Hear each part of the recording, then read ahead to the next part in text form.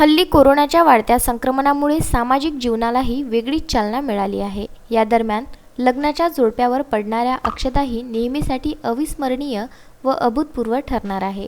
कोरोनाच्या पार्श्वभूमीवर असेच एका प्रकरणाचे संकट अचलपूर येथील एका परिवारासमोर आलेले दिसून येत आहे। प्राप्त माहितीनुसार देशाची राजधानी म्हणजेच दिल्ली येथील एका प्रायव्हेट कंपनीत काम करणारा 29 वर्षीय युवक स्वतःच्या गावी अचलपूर येथे स्वतःच्या लग्नाच्या औचित्याने परत आला असता ठरल्याप्रमाणे येणाऱ्या 25 तारखेला होऊ घातलेल्या लग्नाकरिता त्याने आपली तयारी सुरू केली आहे। अशातच तो पुढील नियोजनाकरिता परतवाडा शहरामध्ये आपल्या नातेवाईकांच्या घरी गेला। दरम्यान तो दिल्लीहून परत आला असल्याची माहिती प्रशासनाला मिळताच खबरदारी घेत प्रशासनाने त्याला तेथून कल्याण मंडपम येथे विलगीकरण करून ठेवले आहे। एवढेच नव्हे तर संपर्कात आलेले त्याचे मोठे भाऊ यांना सुद्धा त्यांच्यासोबत विलगीकरण करण्यात आले आहे, तर वहिनी व पुतण्या यांना स्वतःच्या घरात विलगीकरण करून ठेवण्यात आले आहे। परंतु या युवकाचे येत्या 25 जूनला लग्न व त्याच दिवशीपर्यंत तो विलगीकरणामध्ये राहणार असल्याने नगरपालिका सामाजिक व शासकीय बंधनाच्या कचाट्यात अडकलेली दिसून येत आहे। युवकाच्या म्हटल्याप्रमाणे त्याला आईवडील नसून मोठा भाऊ, वहिनी, पुतण्या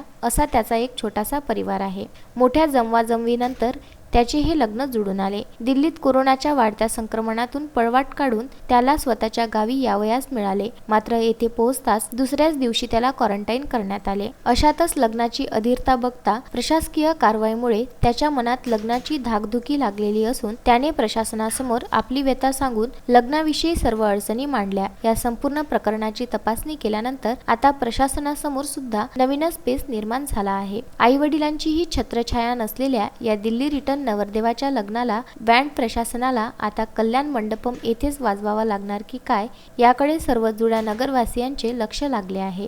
पंकज साबू, विदर्भ न्यूज, परतवाडा।